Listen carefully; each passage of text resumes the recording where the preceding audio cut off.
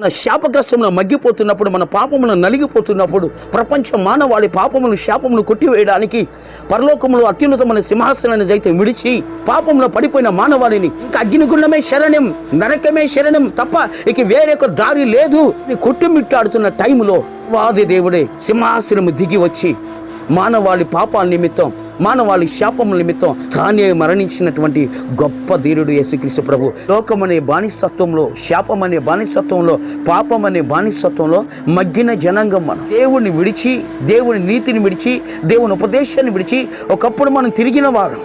అపవాది భయంకరంగా బలహీనపరిచాడు. మనం పడిపోయి ఉన్నప్పుడు యేసుక్రీస్తు ప్రభు వారు మన వ్యాధిని చూసి, మన బాధను చూసి, దుఃఖమును చూసి, సావు బ్రతుకుల్లో ఉన్నటువంటి మనల్ని దేవుడు తన వాక్కు చేత మనల్ని బ్రతికింపజేసినాడు. ప్రభు పరిశుద్ధ నామానికి మహిమ కలుగును గాక. ఈ రోజున మనం దేవుని సన్నిధానంలో ఉన్నాం, దేవుని సంఘంలో ఉన్నాం.